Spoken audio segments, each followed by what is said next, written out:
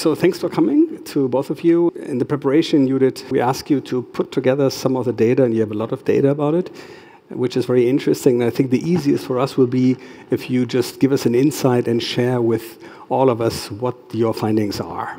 Thank you very much. Thank you very much for the invitation. I'm really glad to be here. But I have to say that was a really optimistic start today, and I'm now the pessimistic person.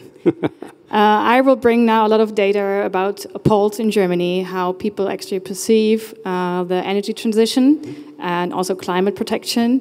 And I want to show you 3 graphs at the beginning to say, okay, we are in a really difficult situation in the moment. So the first poll I want to show you is a monitoring poll that is actually showing the feelings of Germans in the moment. And I have to say, we live in a really uncertain society in the moment. The dark blue is actually the feeling of insecurity over the last 4 years. You see it's increasing a lot, and the optimism graph is actually going down a lot. So we actually see the German fear, German Angst, which is a typical word we know.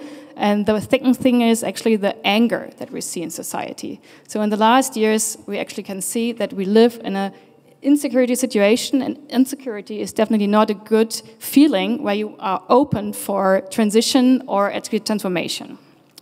The second thing is here, the stacking crisis. Like every one of you has survived the corona pandemic, and we all see that we have the escalation of the war in Ukraine, we have the social cohesion, and we have inflation and rising prices. And these 3 crises are stacking, boom, boom, boom, all on top.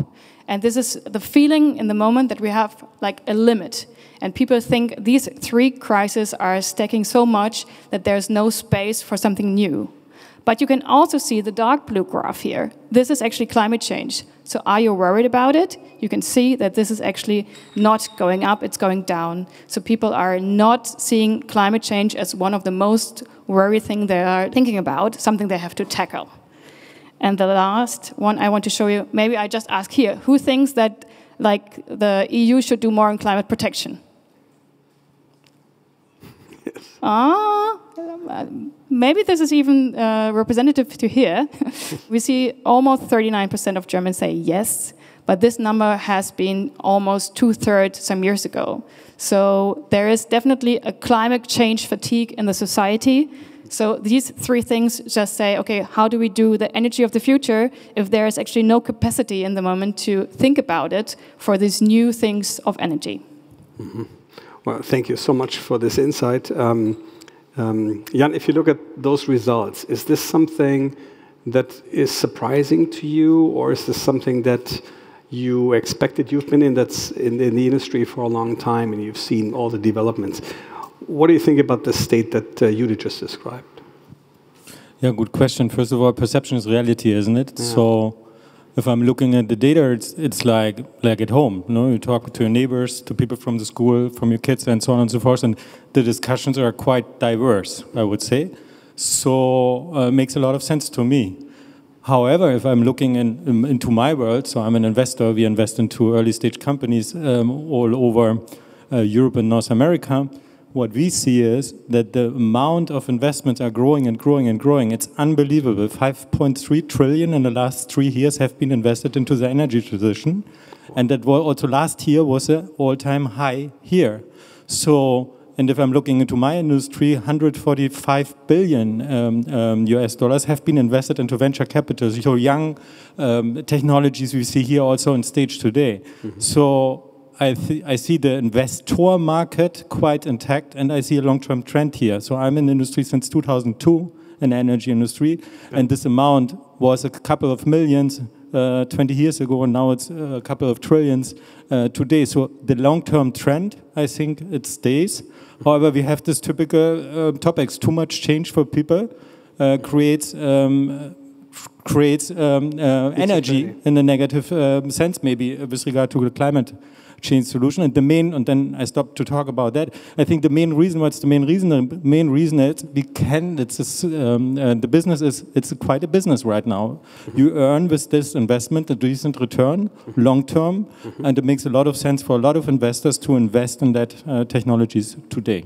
Mm-hmm. And what, I mean, there's obviously it sounds like the investor market is decoupled from public opinion, because it seems that the public is not seeing the relevance. Do you see any danger, both of you? Because in the end, we have politicians, and I think rules and regulations that we have in markets play a role.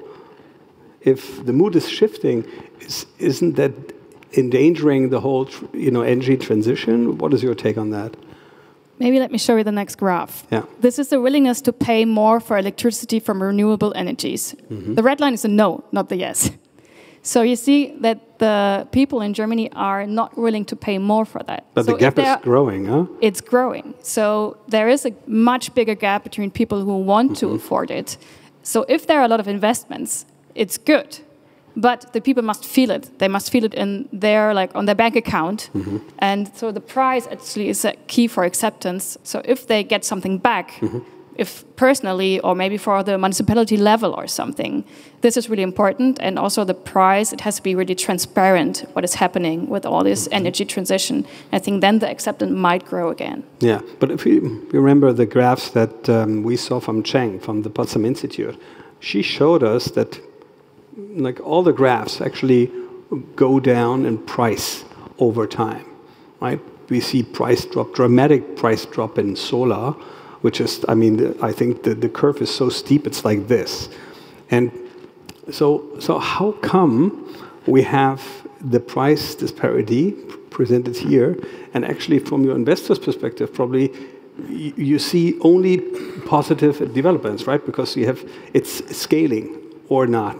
So, the good news for the people which answered to this questionnaire is renewable energy is not more expensive than any other energy. It's the cheapest energy.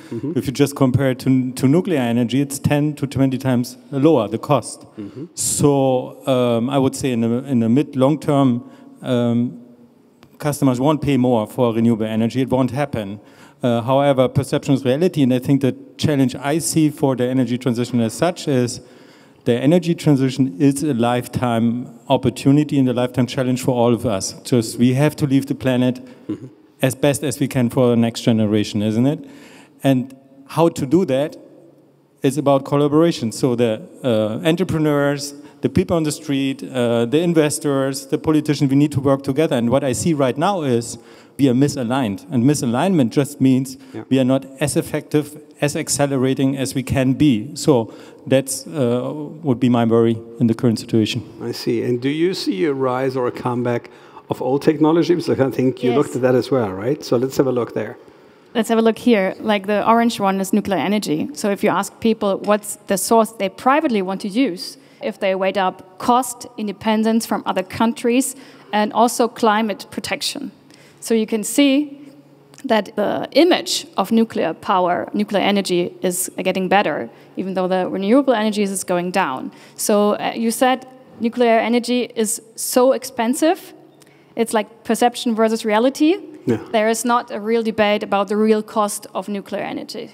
Yeah, but actually it doesn't make sense, right? Because if you look at the data from the audience and the not willingness to pay more, and actually we see they prefer nuclear, you tell me it's 10 times more expensive. That doesn't really make sense because people think it's actually not so expensive. Yeah. We had this discussion in Germany, and it's a fair discussion that a government a couple of years ago decided to shut up our nuclear power plant, and I think it's a fair conversation to have how long we can use and wanted to use the resources we have. However, that's water on the bridge. They are shut up, the reactors, and we can't use them anymore. That's not an option we have, and maybe there's a perception that we can go back or roll back a bit the situation in order to ease out the process we have in front of us. And it's just too much change for people, isn't it? And I feel so sorry for climate as such that we get all the hit right now in the perception. But in the long term, I think we get back on track. Okay, so you're optimistic for the future. Coming back to this, I think this is interesting because I would say there's probably no one promoting nuclear anymore here in Germany in the market, right? We don't have companies anymore. There's no PR agencies doing it, and still you see this it's reactivated somehow. And the other is the opposite. So we have a lot of discussion. There's a lot of communication. around renewables, and we see it going down. So do you also think we have just a communication issue here? I think it's the question of ideologies. Like energy sources are so much connected with political positioning and ideologies. So let me show you one other. You have another one? Yeah, I have so much. Whatever I ask, you have a graph. Fantastic. For example, here you see that like people see that solar, wind, and especially hydrogen are like resources we need for securing our energy supply in the long term.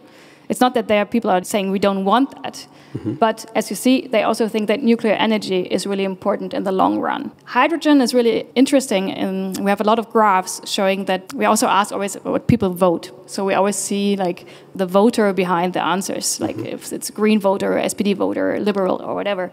Hydrogen is actually the only energy source that all party members or voters support. It's like probably an energy source with less ideology. So this is maybe something that is interesting to say, okay, we need like debates that are not focused on like what do you vote. It is something that what is paid and how much is it good for the society, for the climate, but these are not the debates. Yeah. So actually, if you would be, responsible to be, communicating a successful energy transition, you as an investor, because your interest is to secure your investments, and you as a communications person, what recommendations would you give the public sector? Let's put it this way. I would not say I would not mention a party, but I think as people, we would like our government to positively charge up that discussion. What would you recommend? Any ideas what they could do better? Yeah, whom am I to recommend politicians what they can do better? First of all, I think we need to put this in perspective. The perspective is we all have together the challenge to secure the planet for our kids, and that's the most important topic. And I understand that politicians are more on the short to medium term because of their cycles of elections, and that makes a lot of sense. But they should, and that is just an ask, it's not a recommendation. The ask is they should leave the climate topic out of political arguments like the heat pump law we had in the coalition in a couple of months, because that is destroying a really important topic we have. And it is taking a lot of time and energy and acceleration from a task we have to accomplish. There is no question whether we have to do it. It's just we need to do it as quickly as we can. And I think we lose traction because politicians cover topics for their own political interests. And that's understandable, but it's unfair to the future of our kids. And you did. We asked actually the people what might help climate change the most. And they are definitely in favor of innovations than bans. Of course, bans are a hard political solution, and sometimes they're probably necessary. Okay. But the innovation approach is something where you can reach people. I also think that it's important that you always have a positive narrative. And as I just said, the price is still the most important reason why people are might be open for change. So if they see what is good for them, what is good for the society, and if it's like a transparent debate, what will cost the energy transition, and what might be a benefit or the cost at the end, I think this is really important for a successful energy transition. Super. Thank you so much for your comments, and thank you so much for this insight and your perspective on this. Please put your hands together. Thank you, Judith and Jan. Thank you.